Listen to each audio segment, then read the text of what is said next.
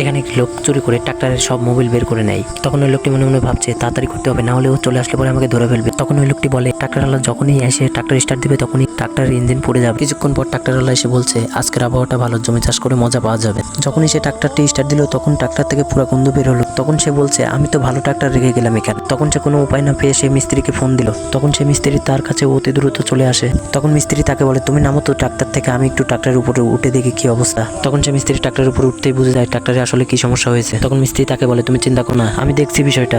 মিস্ত্রি তাকে বলল কবে মোবিল দিয়েছিলে? তখন সে বলে 2 দিন আগেই তো দিলাম। তখন মিস্ত্রি বলল তাহলে মোবিল গেল কোথায়? তখন মিস্ত্রি তাকে বলল অরিজিনাল মোবিলটা তোমাকে কিনে দেই চলো। তখন মিস্ত্রি দোকানদারকে বলল অরিজিনাল মোবিলটা দেন তো ভাই। তখন পাশ থেকে ওই লোকটি বলছে আমিও তো এই মোবাইলই নিয়ে গেছিলাম। তখন মিস্ত্রি তাকে বলে তুমি এরকম বোতলে নিয়ে গেছিলে কিন্তু অরিজিনাল সিল ছিল না। তখন মিস্ত্রি তাকে বলে অরিজিনাল বোতলের ভিতরে 500 টাকার নোট, 1000 টাকার নোট এবং সোনাও পর্যন্ত থাকে। তখন মিস্ত্রি ওই লোকটিকে বলে এখানে যে সিল দেখছো না, এই সিল স্ক্যান করলে পরেই বোঝা যাবে এটা আসল না নকল। তারপর তারা এক এক করে 4টি বোতলের মোবিল ঢেলে দিল ইঞ্জিনে। তখন মিস্ত্রি বলে তেল তো ঢালা হয়ে গেছে, এখন স্টার্ট করো। তখন ওই লোকটি বলে জি ভাই করছি। তখন সে ট্রাক্টরের উপরে উঠে স্টার্ট দিয়ে মাত্রই চলতে থাকে। তখন মোবিল চুরি করার লোকটি বলে এটা কিভাবে সম্ভব, আমি তো মোট মোবিল চুরি করে নিয়েছিলাম। তখন ট্রাক্টরওয়ালা বলে আমি জাদু শিখে গেছি, আমার গাড়ি কেউ এখন নষ্ট করতে পারবে না।